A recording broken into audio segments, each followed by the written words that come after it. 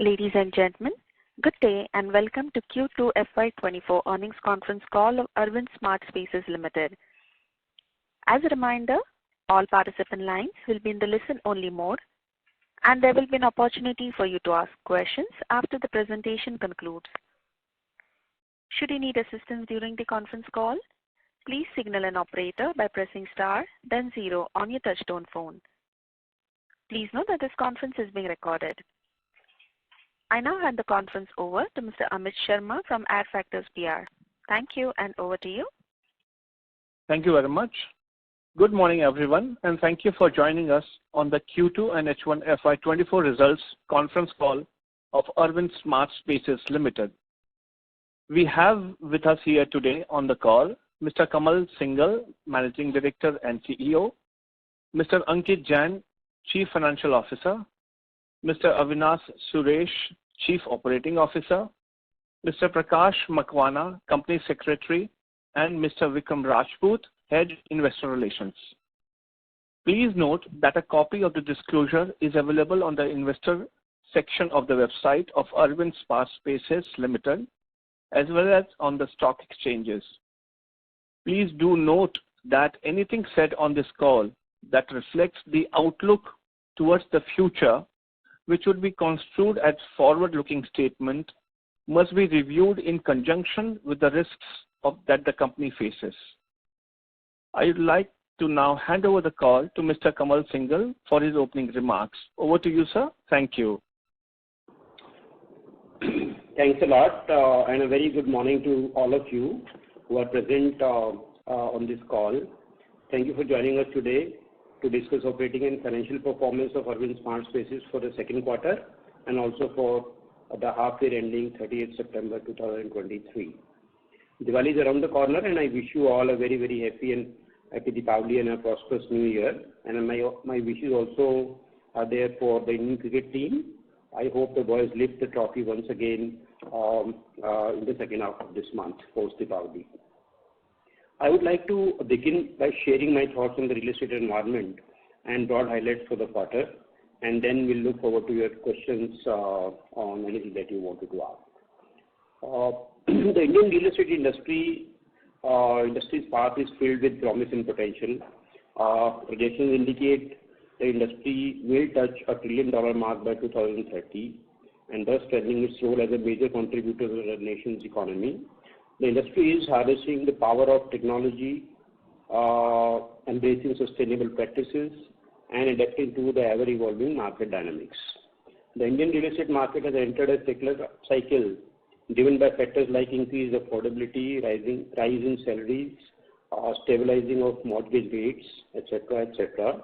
And this trend is expected to persist over the next few years, which is expected to then sustain a healthy level of demand across various segments of real estate as an industry. Every major city across the country is experiencing very, very robust demand and high volumes of sales, affirming the industry's improving outlook in general.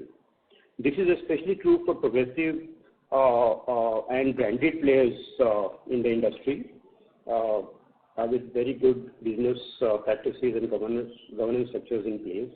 Both government and the real estate developers are taking proactive measures to expand availability of quality living spaces to the consumers in general. Consolidation, scaling up, etc. are some of the features of this upcycle, which is separating the wheat from the chaff.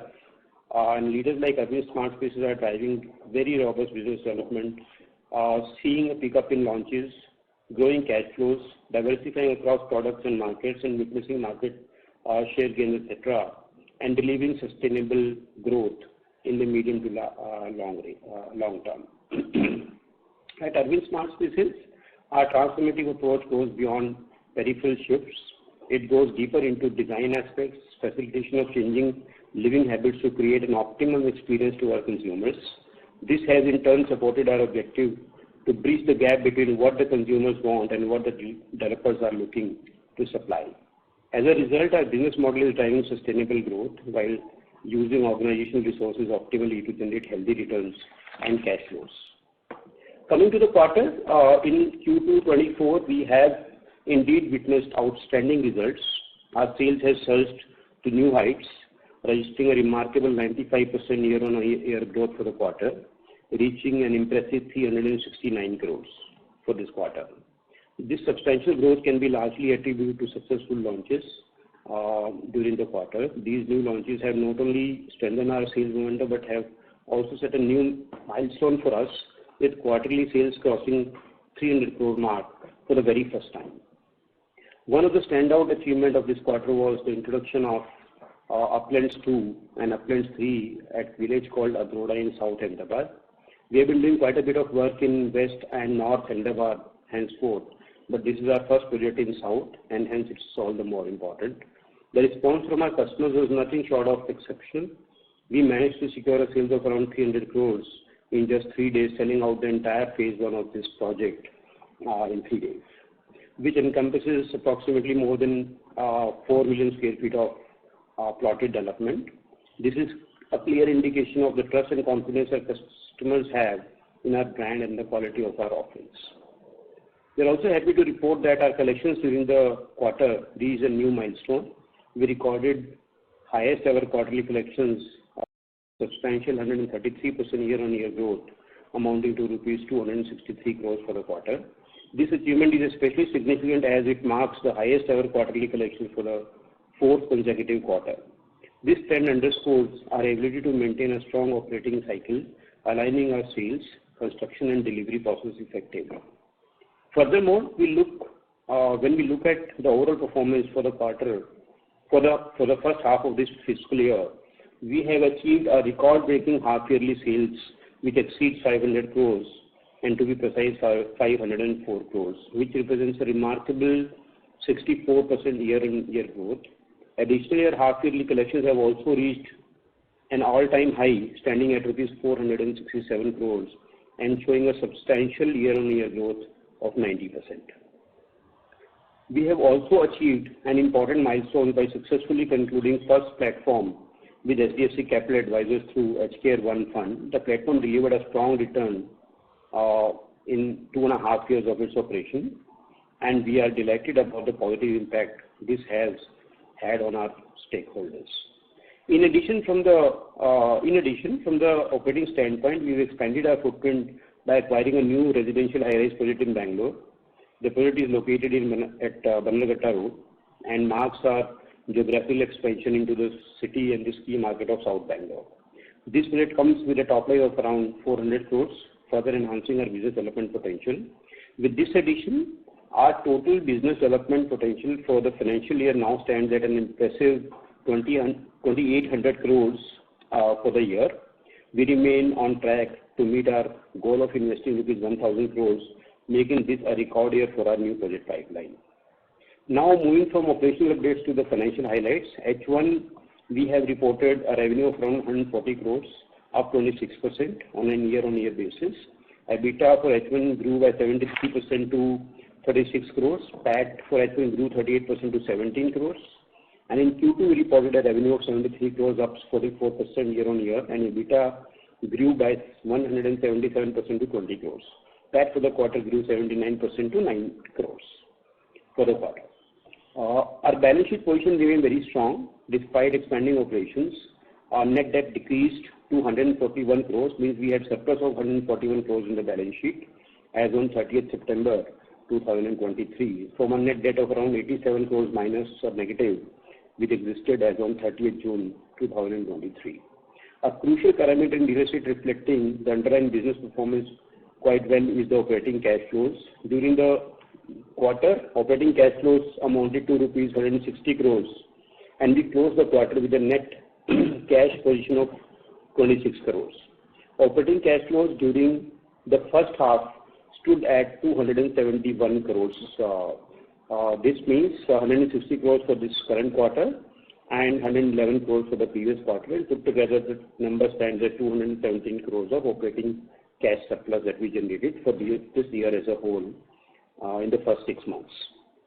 We estimate an unrealized operating cash flow exceeding 2,205 crores from the ongoing project pipeline. As you would have noticed in our presentation, we have very recently pre-launched Sarjapur project. This is a project we've been talking about in the last few calls. The project is named Forest Trails. This is a premium villa project with 1.2 kilometers of forest trail for walking and jogging, and some of the finest of amenities for the micro market and in general. We look forward to deliver an exceptional experience to our customers in Bangalore, and this is going to be our biggest villa project in Bangalore thus far. To conclude, real estate industry's demand and supply dynamics remains very robust. The ongoing trends of consolidation and corporatization is further enhancing the outlook for branded players. Our diversification efforts spanning both horizontal and vertical developments in Bangalore and Ahmedabad are making very good progress. We expect to extend these same attributes to Pune and MMR as well, with a focus on growing presence in these newer markets. With a strong brand, expanding geographical footprint, innovative product portfolio, prudent capital allocation, a very strong balance sheet with a very significant headroom to raise capital further, and a commitment to operating excellence along with governance structures that we have in place already, Arvind SmartSpaces is well positioned to sustain its path of profitable growth. We are progressing well to end the year on a very strong note with a slew of launches in pipeline. On that note, I will conclude my opening remarks, and I would now like to ask the moderator to take over and open the Q&A session. Thank you very much. We will now begin the question and answer session. Anyone who wishes to ask a question may press star and 1 on their touchtone telephone. If you wish to remove yourself from the question queue, you may press star and 2. Participants are requested to use handsets while asking a question. Ladies and gentlemen, we will wait for a moment while the question queue assembles.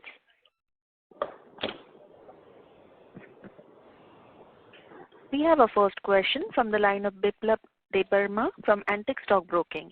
Please go ahead. Good morning, sir. Congratulations for the stupendous performance. Sir, we cannot hear you clearly. Can you use your handset, please?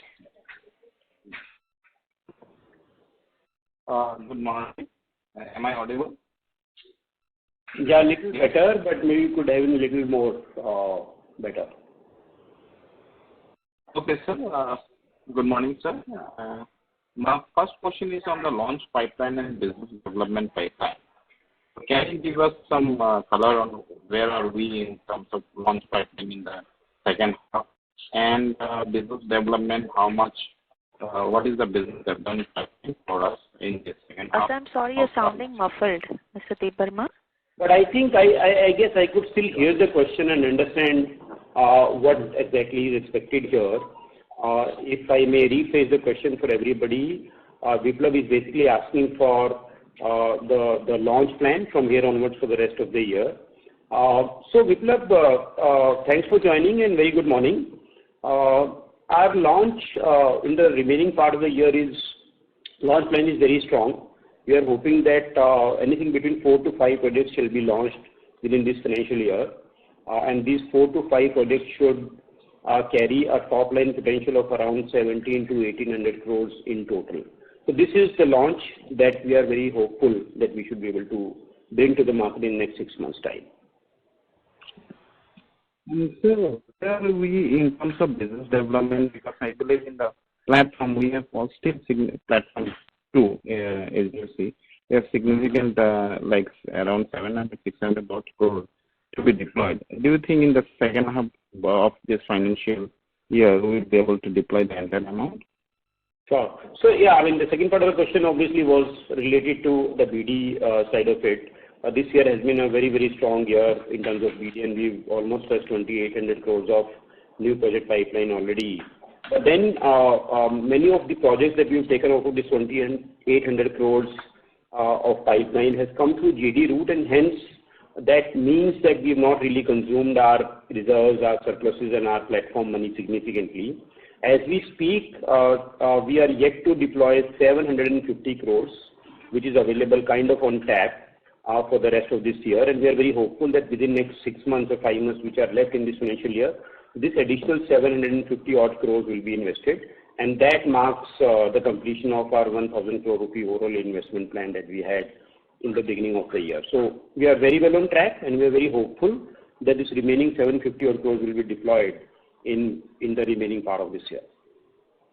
That's great. My final question is on the collection and strong operating cash flow. It's been really, trend is really very strong. It's growing quarter after quarter.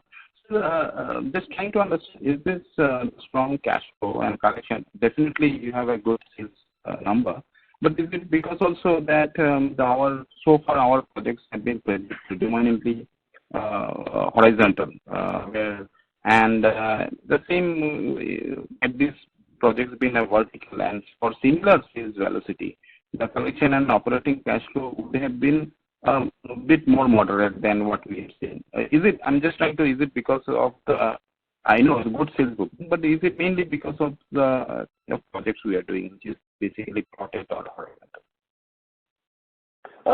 So very good question. I mean, if I have understood the question right, and your voice remains a little problematic, but the question essentially is what is the trend going forward in terms of these strong cash flows, and is these very strong cash flows also a function of product mix, and is horizontal strategy helping the cause of cash flows?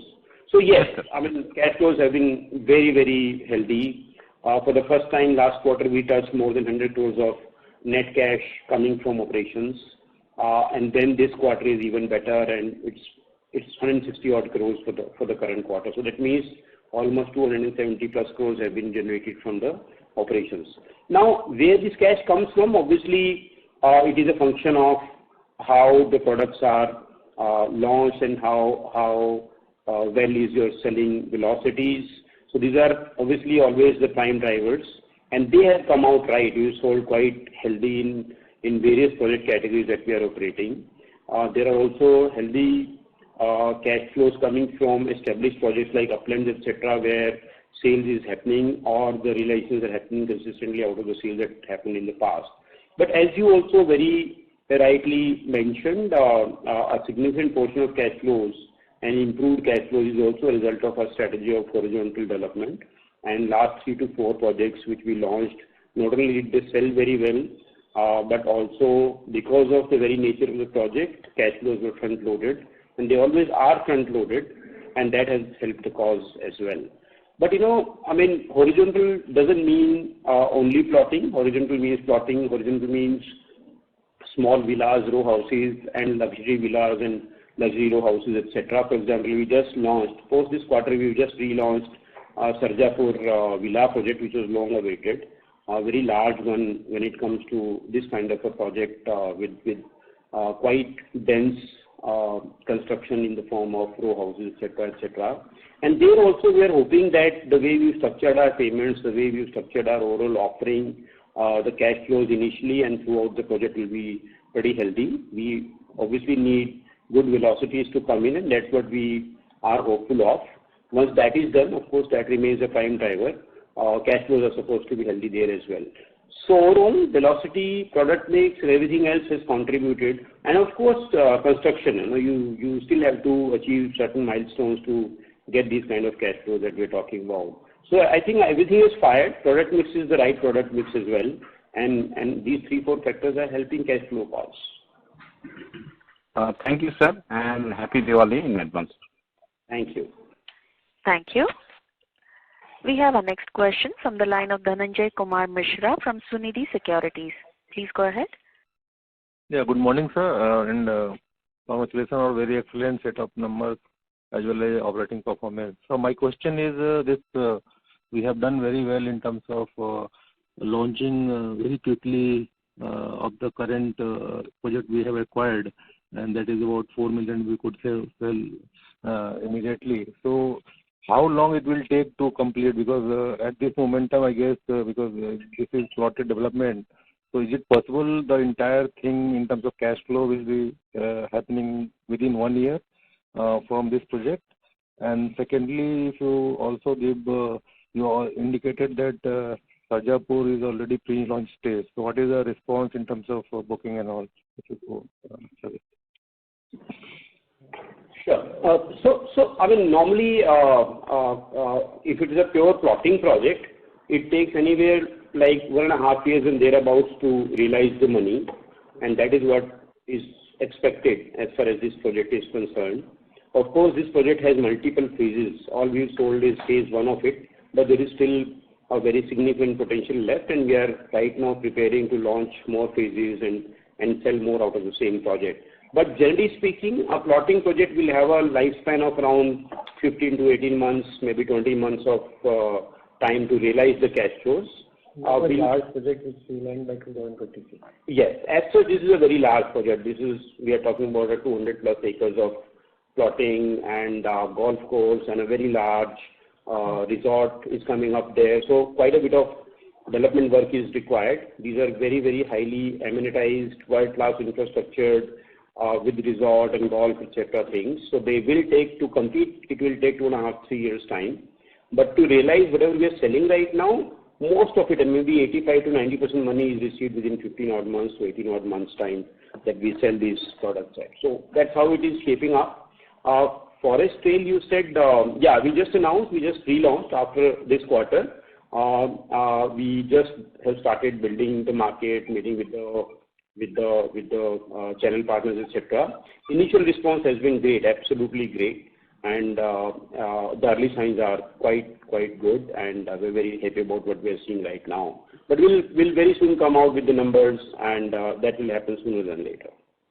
Ideally, it should come in Q3, I mean, Sarjapur. Q3, I mean, yeah, you will see numbers coming in Q3 for Sarjapur. It's already kind of pre-launched, and market building and selling has started just now. It's not a formal sales, but at least on a UI basis, sales have started already. As we speak, there's a very hectic activity and a lot of rush on the site happening. So, yeah, I mean, definitely you'll see some numbers coming in Q3 for this project. And secondly, with this SDFC platform investment, as you said, there's 750 crore yet to be deployed. So what could be the revenue potential? I mean, because we are having just 4-5 months, so you must have identified in terms of horizontal or vertical, what kind of projects are there. So what could be the revenue potential you can create from this revenue 750 crore? So generally, I mean, as a thumb rule we can talk, and it really varies from product to product and category to category. Investment to top line ratios change dramatically between, say, a plotting project and a built-up high-rise apartment project. But nevertheless, if you were to just average quite a few things out, a 700 odd crore should mean a 3,500 odd crores of top line. On a very, very broad average basis, taking both these products of two extreme sides together. And as you know, I mean, you would know that a 3,500 crores will mean what kind of EBITDA, etc., because there is a trend out there. So this is what it is from the fresh investment standpoint. But obviously our investment, or rather our pipeline, will have two components. One is the outright purchase projects, which is these numbers, 700 means 3,500 odd crores of top line. But in addition to that, we should also be adding a healthy component of JDs, which require significantly less money in proportion to the top line and bottom line that it generates. In fact, as I just mentioned, the first 3,000 odd crores of BD that happened this year, 2,800 crores to be more precise, a very significant component of that has come from the JDs, and that means we still have a lot of money to invest, and that's why we are still talking about, despite adding 3,000 crores odd of BD, we're still talking about 750 crores being still there to invest out of 1,000 crores that we had. So, I mean, depending on how much we do the JDs going forward and continue to do the JDs to that extent, the overall pipeline will change dramatically. But the limited answer to the question you have is a 700 crores should result into a 3,500 crores of top line. And you mentioned this 4 or 5 projects we are going to launch. So of course we would have included Sarjapur. So which other project you are going to launch? Dodawalapur and any other you want to name? So yeah, I mean, these are projects which are already declared. Sarjapur is obviously the first one. Then we have a project declared at Dodawalapur. What do we call it as? Dodawalapur project only, yeah. And then we have the last phase of Arvind Greatlands coming up very soon. And Uplands, Adoda we've launched already, phase 1. But then there are 2 more projects coming as extension of this project, which are called Uplands Phase 2 and Uplands 3, right? Otherwise 3.2 and 3.2. So these are the 5 that we are planning to launch. Sir, lastly, one clarification. I'm sorry. Yeah. Hello. Yeah, you go ahead. So together these 5 will have a top line potential of around 1,700 to 1,800 crores. Yeah, that I got. Yeah. Lastly, just one clarification. You are saying that operating cash flow for the first half is 270 crore, while in the result cash flow I'm looking at it is showing 177 crore. So here I'm missing. See the account. I will answer this question. Accounting methodology of cash flows works in a different manner. They are based on indirect method of computation of cash flows, and even the land cost is part of the operating cash flow, because finally land is not an investing activity from accounting per se, it is more of operating. Got it. Right. So if you take out the land investment, which essentially is investment in new projects, if you do not assume that as operating cash flow negative, then the business has really generated 271 crores. But of course, 100 odd crores has gone into the land already in the new projects out of that. Okay. Thanks a lot. All the best. Thank you. Thank you. We have a next question from the line of Abhishek Lodia from Yes Securities. Please go ahead. Good morning, sir. 2 questions basically. First thing is, we have posted a robust pre-sales of 390 crores roughly. Big chunk of it came from the launch, right? And we still have 4-5 odd million square feet. And from the rest of the projects, we have done only 90 crores. So don't you think, whether this number is little more skewed towards launches, and we have maybe scored little lesser in the ongoing project? First thing is that. Second thing is, you said about deployment of 700 crores, 750 odd crores for BD, and of that, roughly 600 odd crores is from the SDFC platform, and additionally, you keep on saying that we would be doing most of the projects in JD model, right? Then how that economics works on the SDFC platform? Because then 25 odd percent or say 67 odd percent is SDFC, and I understand the waterfall structure, and the JDA partner taking the bit of it, then what would be left for us, and how does that work out for us? Those are my 2 questions. And sorry, one more question. See, we as a company right now having a launch pipeline of roughly 28 odd million square feet, and we aspire to exhaust that launch pipeline in next 1.5 years.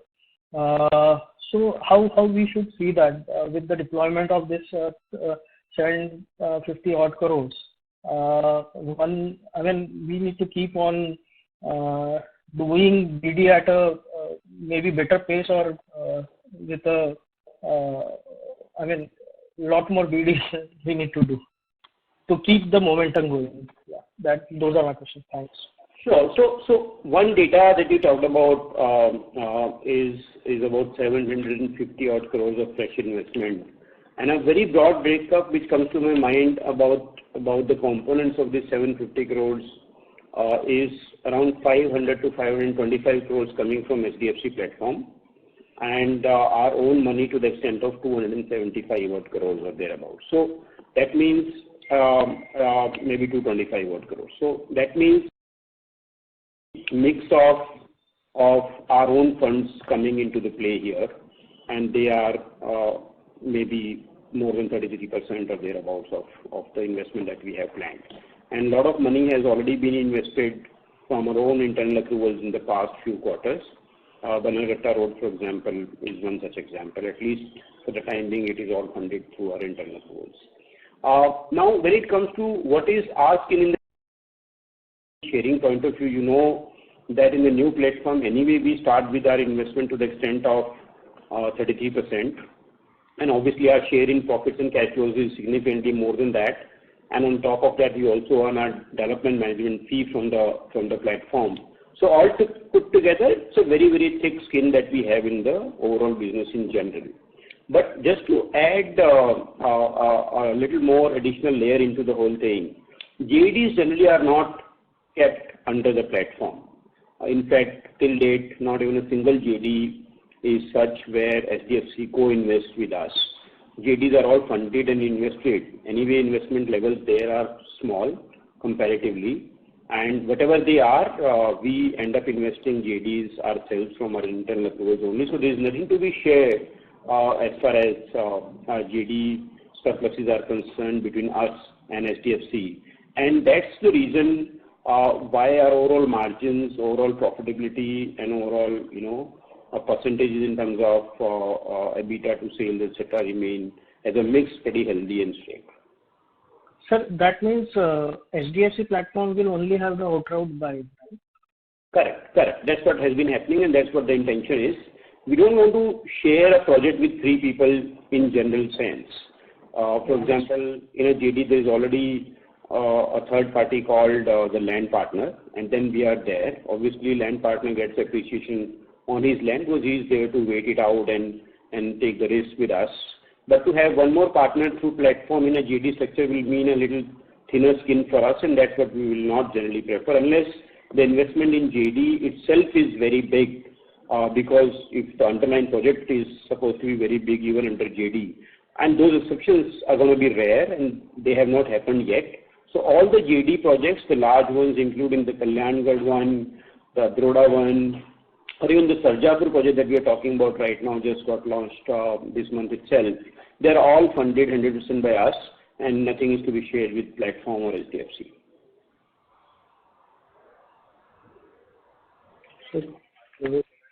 Mr. Lodhia? Yeah. So, and about, sir, the mix of your sales from launch and new launch and the ongoing one, that was something. So mix of launch, from quarter to quarter, you will see these numbers going up and down. As a company, we are still at an early stage of our growth in terms of absolute numbers, and hence from quarter to quarter, you will definitely see some peaks and troughs coming into these two segments. Generally, our sale too is pretty healthy. This quarter, we have sold significantly more in the form of new launches. As such, going forward, because we have been selling pretty well, the existing inventory value is not that high in any case. The leftovers in most of the projects are very, very manageable, and sustainable sales is happening. And that is where we also want to squeeze them out in the leftover bits and price accordingly. So going forward, I see a trend that significant, or rather majority of the sales that you will see will keep coming from new launches. And of course, it will be backed by some healthy and strong momentum in sustainable sales. I don't have the ready number in terms of what is going to be the percentage of new launch versus sustainable sales on a quarter-on-quarter basis, but I'm sure this will be more like a 2/3 coming from new launches and 1/3 coming from sustainables. As a thumb rule, which we expect for the year as a whole and even going forward. Thank you, sir. Thank you. Thank you. Ladies and gentlemen, in order to ensure that the management is able to answer queries from all participants, please restrict your questions to 2 at a time. You may join back the queue for follow-up questions. We'll take our next question. Give me a moment, please. We'll take our next question from the line of Ritvik Sheth from One Up Financial. Please go ahead. Yeah. Hi. Good morning, sir. Sir, can you use your handset, please? You're not audible. Yeah. Is this better? Yes. Yes. Yeah. Good morning, sir. Sir, a few questions from my end. Firstly, sir, if you can share some updates on the progress to enter MMR, and also, in Pune we have had one project, and how do we go from here in Pune as well? Sure. So Generally, in our scheme of things, we are treating Pune and outskirts of Mumbai, which we call as MMR. We treat these two markets as one market from investment priority standpoint, and hence we are very actively looking at projects at both these places, MMR and Pune, simultaneously with a lot of rigor and vigor. As we speak, there's a very strong team of people out there on the ground and evaluating quite a few options. We have a little finer lens as compared to the average lens a developer would be having when it comes to selection of a land parcel from many standpoints, which includes obviously the title risk and the regulatory risk, and also the profitability benchmarks that we have for ourselves. But we are very confident that with all these efforts, by the end of this year, we should be having at least one or two projects in our portfolio coming from MMR and Pune. Okay, great. So second question on the investments of 750 crores which you have mentioned to be spent over the next few quarters. Will this be more or less own projects since the first 2800 crores is GDA? So will this be more of own projects so that could give us a better balance of GDA and own projects? Is that a fair understanding? So Ritvik, out of the 750 crores, as Saurabh mentioned earlier, around 500 to 550 odd crores is yet to be deployed from the platform. So all the platform money which is deployed in outright purchases only. Okay. Now we are left with another 200 to 250 odd crores, which is our investment. Our investment will definitely go more in JDAs, as well as we are anyways open for scouting for our own outright purchases as well. So altogether, we have put in a target of deploying 1,000 crores, of which we have significantly deployed, and there is again further significant portion which is yet to be deployed. And of course, we would like to first leverage the platform, because that platform exhaustion is first thing which we are targeting. And post that also, of course, the running has to continue, the show has to continue, so we will continue to invest. Okay, great. Okay, and sir, just one more question. The projects that we've acquired in H1 and the projects which we'll acquire in the coming quarters, would that be a fair understanding that these projects can be launched in FY25? FY25 will be too far, I would say. Yeah, I mean, in one way, it will be faster than that. So whatever we acquire, normally a plotting and a horizontal project takes anything like 4 to 8 months time, 9 months time to launch, and hence anything acquired this year will definitely be launched next year. But then depending on when during this year we acquire, something gets acquired in December, for example, should be launched by Q3 of next year itself. So mostly we are looking at launching quite a few of these, in fact all of these, by the end of before the end of next year. Right. So basically, if we acquire a project, then we are looking at less than 1 year to launch the project. Yeah, surely, yes. Okay. And if it is a built-up project like the Banagatta Road project, we've told about this project. Right? Yes. Yeah, Banagatta project, for example, there's a timeline internally that we keep is anything between 6 to 8 months only. Thank you. We'll take our next question from the line of Naisar Parikh from Native Capital. Please go ahead. Yeah, hi. Thanks for taking the question. Most of my questions are answered. One question I had was on the finance cost. So I think it's around 19 crores or something this quarter. So can you just talk what all is part of it? Yeah, I'll take this question. Yeah. See, finance cost typically relates to interest. While you look at our balance sheet and debt statement, our gross debt is very minimal. This significantly represents the portion which we have paid out to HDFC, because the HDFC structure works on redemption premium as well as the interest component on the OCD which we had issued as part of Platform 1. Further, whatever OCDs have been issued as part of Platform 2, on a fair value basis, the interest cost gets accounted as a part of interest cost. So the simple answer from the business standpoint is that essentially this is the platform money which is getting repaid in one form or the other as per the waterfall mechanism. the way it gets accounted is more like an interest on an instrument, the way it is structured. But this is definitely a long-term patient money which needs to be paid on a payable when able basis, and hence it's not a debt in that sense. And we pay if we earn, and we pay when. Essentially, this outflow is getting accounted as an interest component in the overall balance sheet and numbers point of view. But otherwise, the bank interest or the funds that we would have taken as pure debt, I mean, that number is minimal. In fact, overall, we have surpluses lying in the books of account. To be very precise, this quarter we ended at a number of around 141 crores being the surplus funds waiting to be deployed, and hence interest cost obviously is next to negligible. And this represents the outflows to the platform, which is a structured payment happening to the platform based on the actual cash flows. Understood. So is this, there was a growth of around 20% versus last quarter. So going forward, is this the number we should consider? The 19-20 crores per quarter is the number which will happen in the next few? This was one time again because the platform one was paid off completely during the quarter, and hence these numbers are looking at the levels where they are. On an ongoing basis, we need to consider this is the outstanding OCDs. So that statement is there as a part of our debt statement. The outstanding OCDs as on date are 52 crores. On that, you can definitely assume. On a quarter-on-quarter basis, the numbers will keep growing as we draw from the platform. Got it. And the second was the other expenses. Mr. Parekh, I request you as there are other participants waiting. Okay, all right. Thank you. We have a next question from the line of Ashish from Infinity Alternatives. Please go ahead. Thank you, sir. Just taking from the last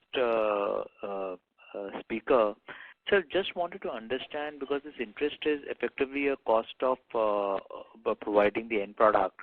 What is the long-term PBT margin that you think that we can target across different products, different models that we have, JDA, etc.?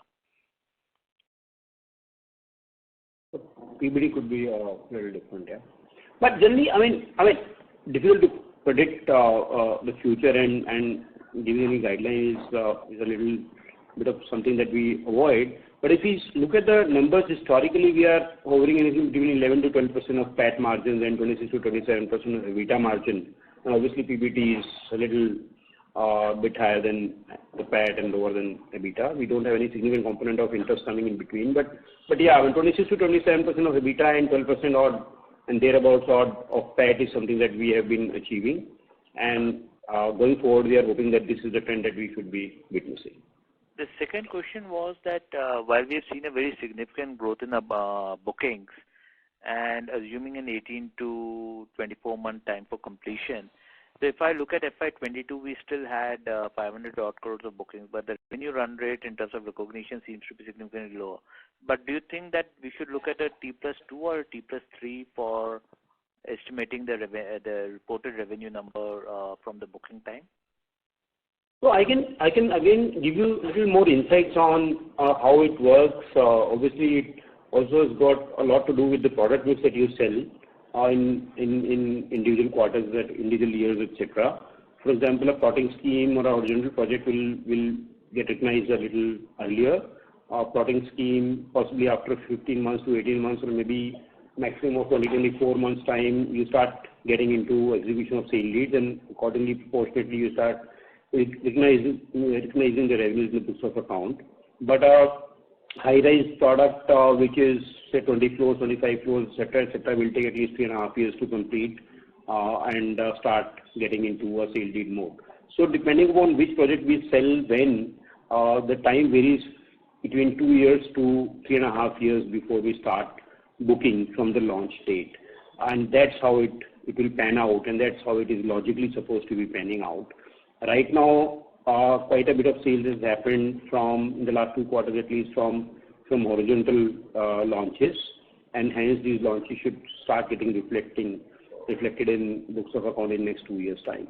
So, sir, if I were to look at FY23, we had 800 crore of bookings, and a large percentage of that was horizontal. So would it be fair to assume that in FY26 that should get reflected in our P&L by FY26 end? Or will it be... I don't think you are very off on this. So broadly, yes. I mean, logically, yes. Broadly, yes. And it should happen that way, yes. Yeah. So basically what we are booking this year probably will hit us in our P&L in FY27. So basically that will be a 3-year average cycle is what we should assume. Absolutely right. Yes. Right. Okay. Thanks a lot, sir. And I have a few more questions, but I'll come back in the queue. Okay. Thank you. We have our next question from the line of Deepak Purswani from Swan Investments. Please go ahead.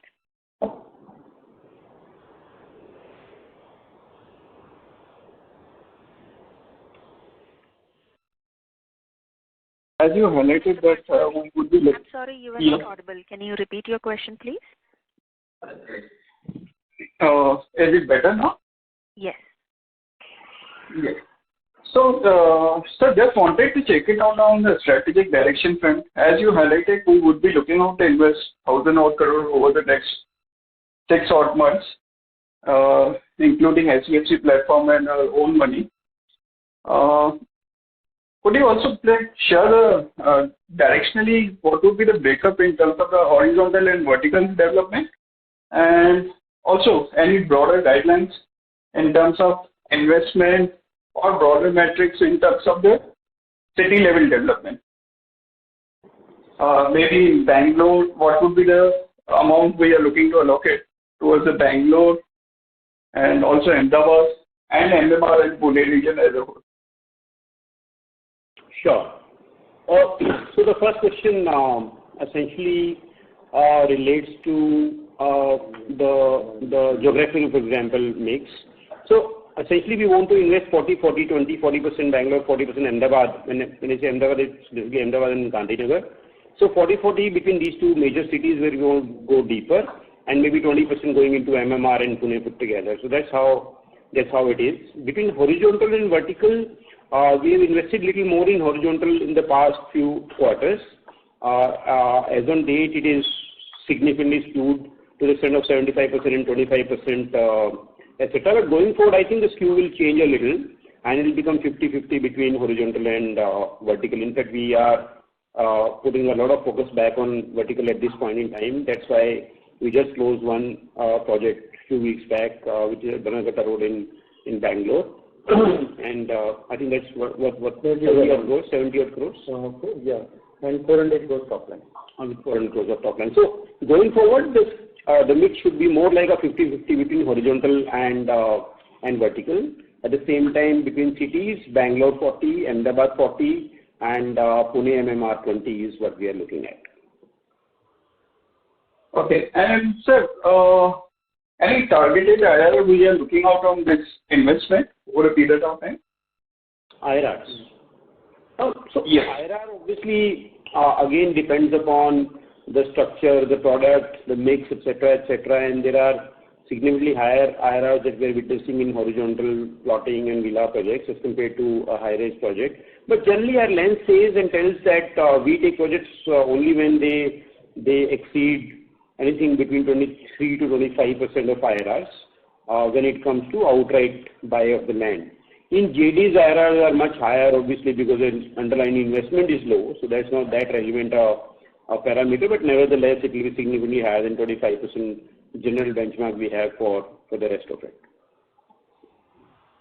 That's it from my end. Thank you. Thank you. We have our next question from the line of Faisal Hawa from HG Hawa & Company. Please go ahead.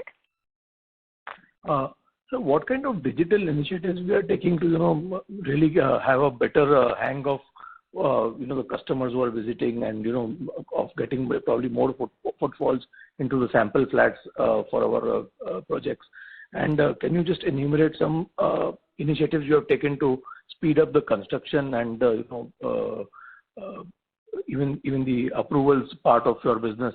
And are we finding it difficult to find more business development executives, with the real estate generally booming and falling into more organized hands? That's one. Second question is, sir, that is there anything in mind of the management that how much we will do horizontal or the bungalows or the row houses kind of development, and how much will be the vertical development? Because horizontal does kind of sound to be a very big USP or a very good short cycle construction advantage for our company as opposed to other real estate majors. Sure. I didn't really understand the question related to the digital piece. Are you basically asking how we are ramping up our digital infrastructure? What I meant is there are now several platforms which can help you in selling your inventory very fast and understand. Even understanding your customer and really targeting. There is one part where you just build the brand, and there's another part where you have a targeted advertising. Yeah, correct.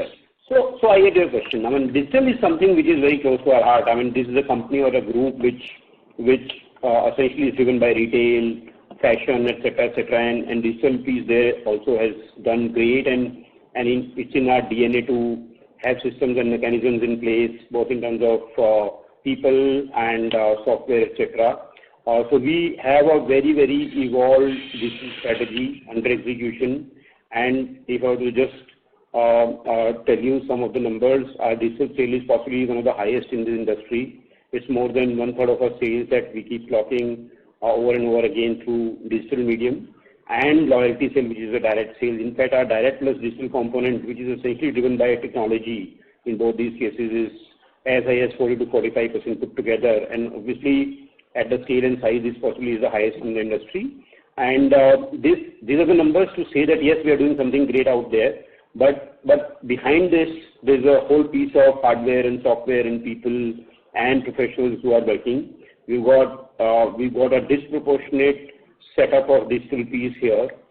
In fact, this also helps us keep our overall cost of goods sold within very, very manageable limit. This is possibly again one of those companies where the COGS is less than 3% consistently throughout. Even when we were 100 crores, this was the case, and today we are at 1,000 plus crores. It is the same, and this is possibly one of the lowest in the industry put together for the mix that we have.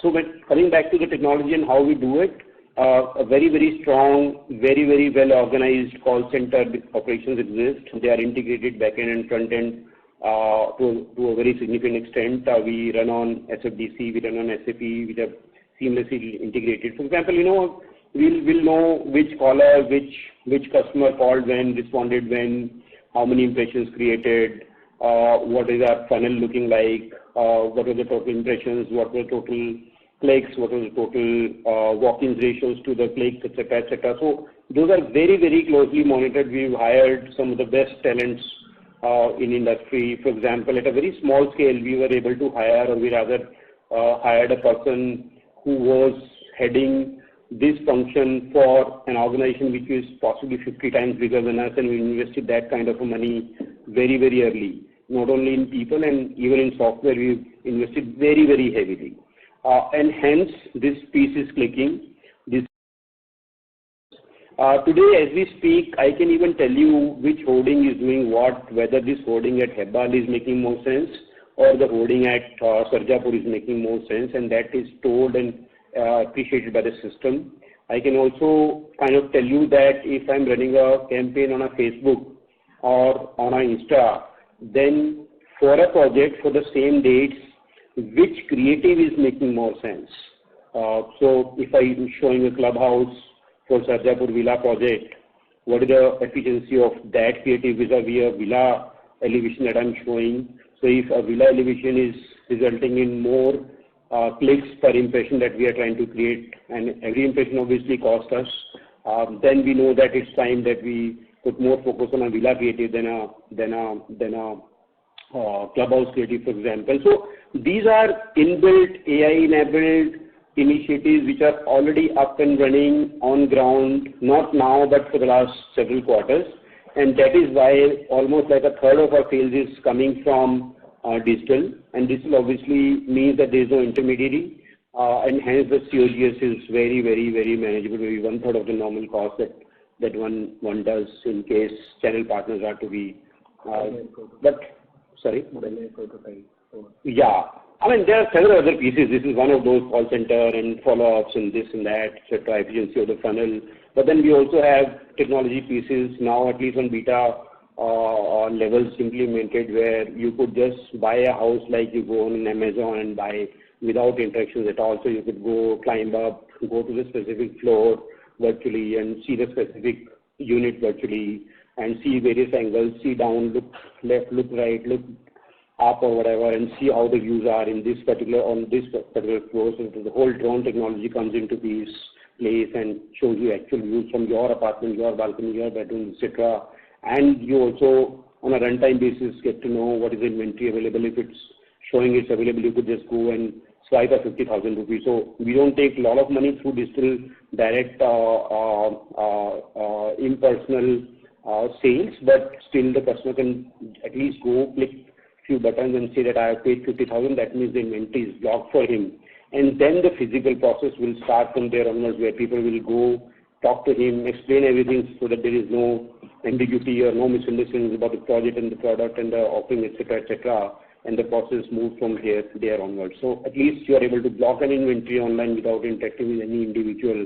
And the experience of buying a house will actually be better than you going personally and not being able to climb the same floor and the same flat because it's under construction still. Virtually, you get actually a little better sense in that, for example. So technology is something very interesting, and digital piece is definitely clicking for us. Your next question was related to making construction better, etc., etc. Of course, this is a complicated question. Put simply, I think India as a market is growing, and the entire supply chain piece of houses is also improving in proportion in tandem. There are some very good quality contractors who shaped up well, and you'll see a lot of growth coming into the contractor balance sheet numbers as well. It's about selecting the right guys and having your own systems of controls, etc., in place. We've invested there as well in terms of various softwares and monitoring mechanisms that are there. This company is driven by systems. This company is driven by IT, and we are very passionate about our systems and processes and IT specifically. I personally look into it, and this department directly reports to me, and I would know what's happening on technology piece. One more example, I can talk hours and hours on this because this is my favorite subject, but just to tell you, one more example of this is that we detail our entire records and document management from 10 years back, 100% digitalized. We have a system of ticketing where if a smallest level of supervisor has some hurdles in his system or in his execution piece, he can just raise a ticket against the vice president of some other department saying that, look, your contractor has not turned up, you were supposed to turn up today, and hence my work is getting hampered and I'm not able to start something that I should have started otherwise. So that ticket is visible to everybody, and the vice president is supposed to be or forced to be responding to the supervisor and make sure that this ticket specifically is not overdue and it's kind of acted upon. And these kind of systems are very, very visible and being lived every day. So yeah, I mean, these kind of initiatives are helping us. We've delivered most of our projects well in time, and hopefully we'll continue to do that. Of course, challenge is growing, and that's where we are investing in as a company, people, etc., upfront. And we are hopeful that we'll be ready when the orbital change comes, the next orbital change comes in our operations and size and scale. And sir, about my question about, we finding it difficult to find like really quality business development executives and all with the overall real estate boom and also the corporatization of the real estate sector. Mr. Hava, I request you to join back the queue, please. No, this was my question. I had already asked. Sure. No, let me answer this. I mean, it's a fair question, and I mean, every business essentially is a business of people only. I mean, if you got good people, you succeed. If you don't have good people, you don't succeed. I mean, it's not about machines, it's not about bricks, and it's not about mortars. It's always about finding the right people. So this is one challenge which is constant, consistent, being faced by everybody, not only in this industry, in our industry, across industries. This is the key and this is the mantra. So it's about trying and investing upfront. I mean, at the runtime, in a live situation, to expect that you will find right people all the time is very difficult, and of course it's becoming more difficult as the economy grows, etc., etc. But it's about realizing and understanding your path and investing upfront. So that what we are doing is that we are keeping margins of the work volume, etc., which we are anticipating for ourselves and trying to put teams ahead of requirements, at least 3 to 6 months time ahead of our volumes and orbits that we are wanting to operate. So that's one mantra we are following. We have hired some very impressive talent across industries, across functions, etc. In this business upfront. And that's why we are what we are, and we'll continue to invest there. This is a challenge, but obviously there is no option but to appreciate this challenge and act on this challenge. Thank you. We have our next question from the line of Bajrang Bafna from Sunidhi Securities. Please go ahead. Congratulations for not good only. It's a great set of numbers during the quarter.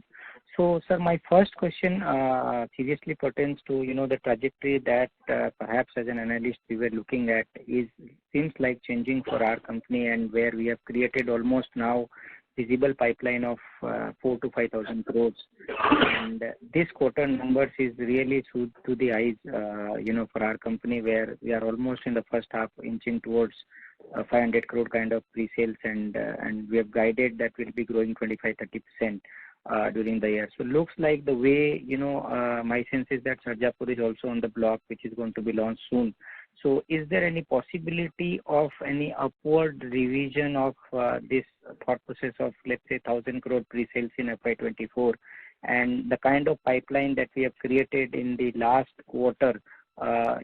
Any thought process that by FY25, what is the kind of growth that we are looking at? Or is there any change for our community to see the company slightly superlative in terms of growth parameters, maybe not 20-25%, could be 30-35%. So that matters a lot, for us while, analyzing or building the models and all. So if you could guide in that sense, will be really good for us. And purely from a P&L perspective, how do we see next year, in terms of delivery of the projects that we have entered in last, let's say, 2 years? So how that P&L purely is going to look like for FY25? Some sense on that will be really helpful. Thank you, sir. That's all from my side. Sure. Thanks, Bajrang. Very, very good questions from an analyst standpoint.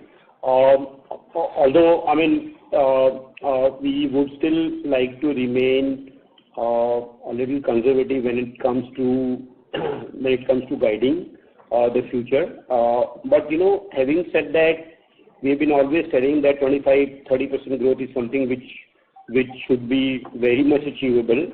Of course, if you look at last 3 years, it is much more than 25-30% that we're talking about all the time. And the trajectory today, if we see, I can throw a little more light in terms of the building blocks we have, and then it can be left to the imagination and calculations, etc., for the analysts to do, is that our blocks are very strong. The blocks are stronger than a 20-25%, 30% expectation.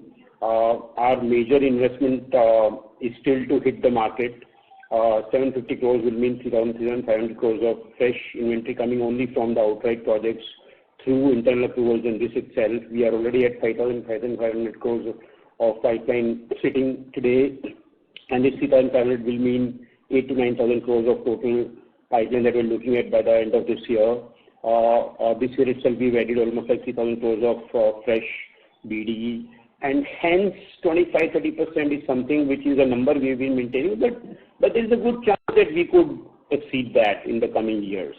And on top of that, our strategy of keeping overall mix a little lean in terms of our mix between outright and JD is also clicking significantly. In fact, one of the major strengths that I would like to talk about here is about the brand, and the brand, when I say, it's not in the context of selling our product to the consumer, but it's also about our brand in the eyes of land partners.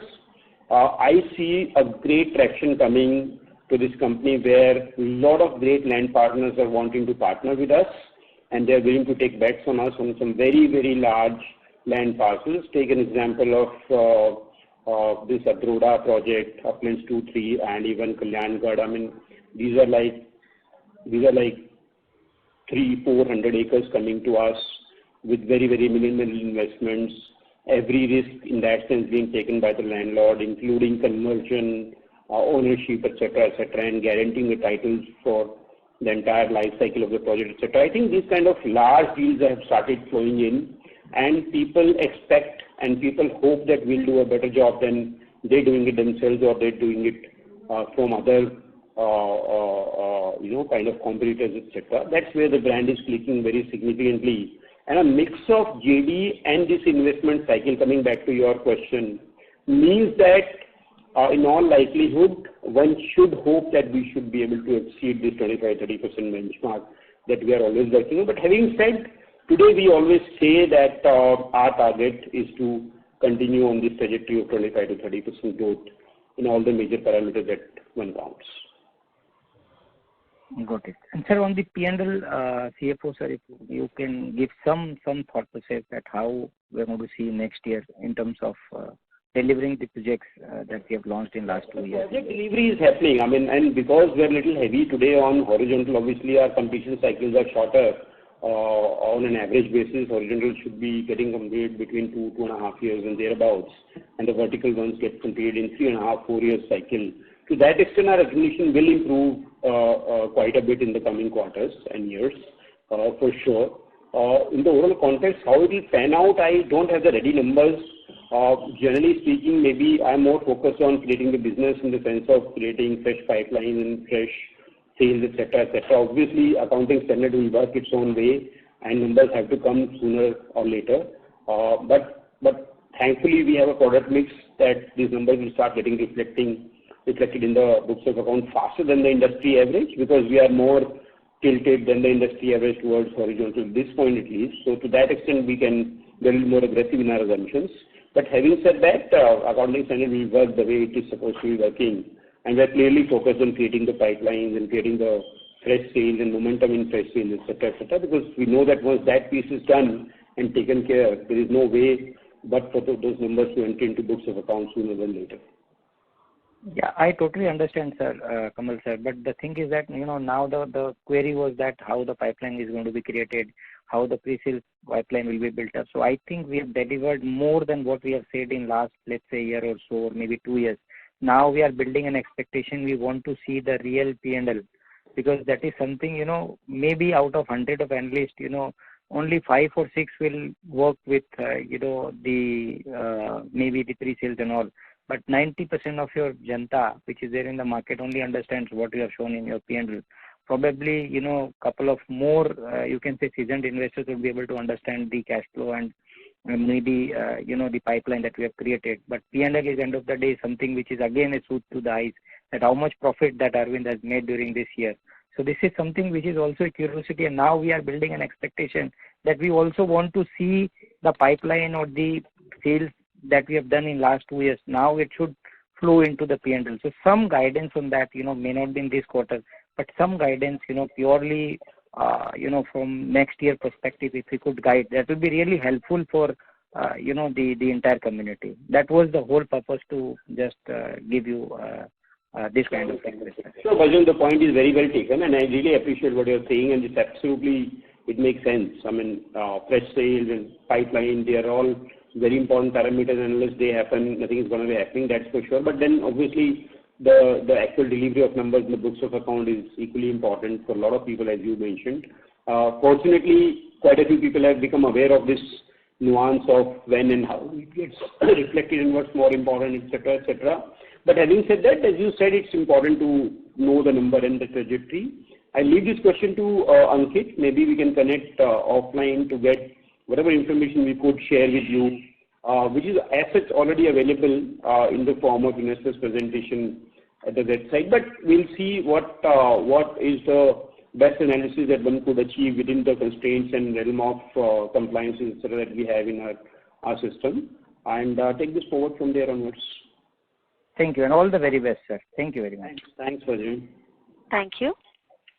We have our next question from the line of Rishikesh from RoboCapital. Please go ahead. Yeah, hi. Thank you for the opportunity. Sir, I'm just touching upon what the previous participant had asked about recognition.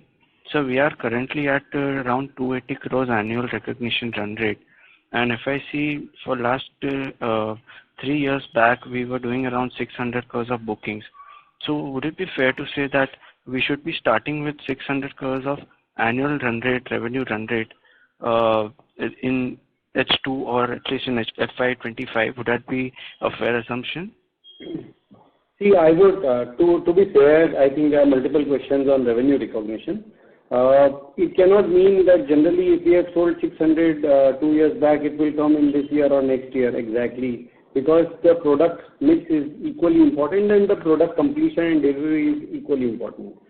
So for certain projects, we have already given an indicative completion dates in our project portfolio schedule. Based on those are not RERA defined schedules. They are our internal estimates only, that these are the best estimates for project completion. Now, applying the project completion method, one can easily achieve in terms of what numbers you can expect from each of the projects. Because for each of the projects, we have already given how much are the bookings as on date and how much revenue has been recognized as on date also for each of the projects individually. So someone probably can work it out at a project level. It cannot be generalized to a overall 600 crore or 800 crore number. But yeah, I mean, generally speaking, from the information which is already made available in the investors presentation, one can easily derive this dot projection number. But you're right in saying that average life cycle of our project completion is around 3 years, putting horizontal and vertical putting together, and more tilted towards horizontal. And hence, a quarter or two here and there, this trajectory should be like that. I mean, there is no reason to believe that it will be very different from what we are talking about here. If 3 years is the number, I think on an average in 3 years, for any specific project, we should start seeing some numbers coming into the books of account as a general principle, and for the project and product mix that we are talking about here. Got it. That was helpful. Thank you very much. Thank you. The next question is from the line of Akshay Kothari from Envision Capital. Please go ahead. Yeah, thanks for the opportunity. So just one question. Retracement in the Pune market, the project Elan. Hello. Yeah, project Elan. Yeah, has there been any retracement? Because when I look at from the last quarter, the area sold has reduced. How come that is possible? Is there any return which has happened? There were, yes, in Elan, there were 2 cancellations which were there, and hence the area would have got reduced. Okay, and we have not sold anything in Elan. So what we're doing in Elan is that it's about to be completed. It's a wonderful project which is about to be delivered and stuff.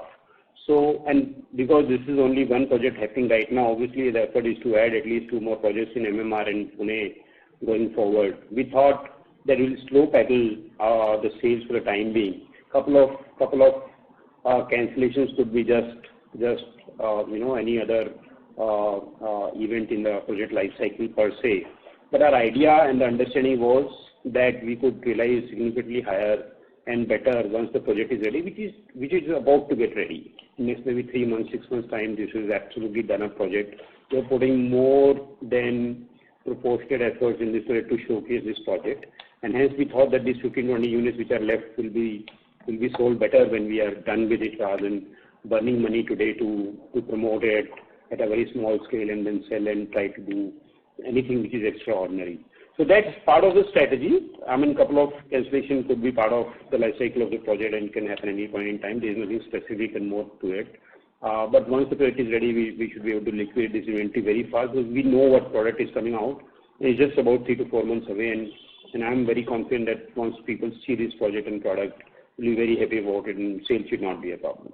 Okay. So second question is on South Bawla Adroda project, which we have taken. The price per square feet is around 777 currently. So if I look at the second phase, it comes to be around 1125 per square feet. So is the second phase going to be much more premium than the first phase? Because the differential is huge as such. So this project in terms of realization has done wonders for us. And there were some 4 or 5, if I can recollect, price hikes which we took in a matter of 3, 4 days, 5 days that we sold this project in. Obviously, as we progress, prices will keep increasing. Even area is changing a little bit. These are large horizontal ones, and we always have we always have possibility to add and subtract a few numbers. The numbers that you've seen do not include PLCs in my understanding. These are preference location charges, and they are also pretty healthy in terms of overall realizations. Once that is also added into the phase 1 sales numbers, then obviously the delta will not be as high as you're looking at between the phase 2 and phase 1. But yeah, I mean, relation has been great and they are improving. Okay, because the competitors in the same area, if I look at Glade One and Alaya by Zaveri Group, they are priced much higher. So Glade One is not exactly the same location. It's very different in terms of its location. Glade One is more like a southwest, and this is extreme south that we're talking about. The roads themselves are very, very different. The approach is very, very different. In fact, on this road, if you were to count and measure, our velocity possibly is 300 to 400 times better than any other competitor, and our realization will be at least 30% to 35% higher than the next door competition. The right comparison will be one of the Pacifica projects called Pacifica Forest Trail. That is Kingsville is another, but this is a villa project. But if you were to take plotting as a benchmark, then that is what it is. Glade One is a very different location, very different road. It's like Sanand and thereabouts, and it's a villa project in that general sense with golf and other things. So quite different in terms of location and the basic land price. If I were to tell you the land price difference between an Adroda and where Glade One is, it's like more like a 30 to 40 lakhs in Adroda on a per viga basis, and more like a 2 crore rupees in case of Glade One. So 6 times. And Alaya is much more premium project. I haven't heard of this name Anaya yet. Maybe it's something small by a small developer in the vicinity. No, it's by Zaveri Group, Alaya. Zaveri Alaya, I haven't really come across. Maybe some different. It's not on Adroda Road. It's not on. It's not on Glade One Road in my understanding. So I don't recollect really what Alaya is. And Zaveri also, I'm not sure who Zaveris are. Yeah, I think that's it from my side. Thanks a lot. Thank you. Thank you. Ladies and gentlemen, we'll be taking the last question. That is on the line of Harshal Kotari from RV Investments. Please go ahead. Hello. Hi. Hi. So yeah, my question is on the line of Ahmedabad area. So basically, we've seen that Ahmedabad is a growing major IT hub. So are we planning to take on corporate offices or data center projects if coming on in the Ahmedabad area? So Ashil, I mean, the answer is pretty straightforward. We remain focused on residential in all the markets that we're talking about in Ahmedabad, Gandhinagar, Bangalore, Pune, etc. So at this point, we don't have any specific focus on commercial or IT spaces, and that's something which is going to remain like this in the medium term. So as of now, no IT and data center, etc. No yield business for that matter, no yield business for the time being. Except for the cases where it's an adjacency. So if you've got a 10 acre something going on, where 1.5 acre, 1 acre was good for commercial and hence it was adding disproportionate value, yes, I mean, such things are always welcome, and we've been doing those in bits and pieces here and there in a few projects of our portfolio. But generally speaking, to do a standalone IT commercial data center project, the answer is no, at least for the medium term. And I wanted to ask you that do you have any unused lands for any upcoming projects if comes at a very good district? So every large project, especially in the horizontal side, will always have leftover. It will be a big tail in terms of value. It might be a small tail in terms of area left, but it will be a very big tail possibly when it comes to valuation of the tail. And we keep doing that. We did that in Uplands, we did that in Beyond 5, we did that in Highgrove, we did that in Chirping Woods, etc., etc. So hopefully Kalyangarh, Adroda, Uplands 2, 3, even Great Lands, for example, or even Dotlapur will have long value tails left, and we keep exploiting on those tails. But otherwise, as a business model, we don't do any land banking at all. The idea is to very, very quickly, at the quickest possible timelines, we want to hit the market once the land is invested in, and exit at the quickest possible time. In fact, in between entering and exit also, we say we have a benchmark called the autopilot mode. Autopilot mode in a project means that we've sold enough and more to ensure that the project becomes cash positive, at least in terms of its expenditures, construction, overhead, selling expenses, etc., and that should be more like our first burst of sale, which takes care of all these things.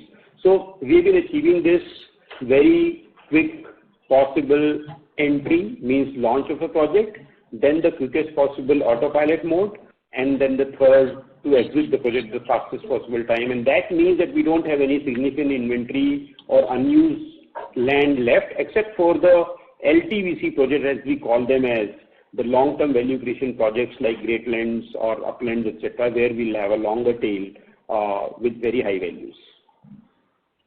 Okay, thank you so much. Thank you. Thanks, Harshil. Thank you. Ladies and gentlemen, that is the last question. I now hand the conference over to Mr. Kamal Singhal, MD and CEO, for his closing comments. On behalf of the management, thank you everybody for participating in the earnings calls of Arvind SmartSpaces and for your continued support. I hope we have been able to address most of your queries. However, if we have missed out on any of your questions, kindly reach out to Vikram and he'll be able to answer whatever is left, and you can connect him offline anytime. I look forward to interacting with you once again next quarter, and once again I wish all of you a very, very happy Deepavali. Stay blessed, and thanks a lot for sparing time for this call. Thank you, members of the management team. Ladies and gentlemen, on behalf of Arvind SmartSpaces Limited, that concludes this conference call. We thank you for joining us, and you may now disconnect your lines. Thank you.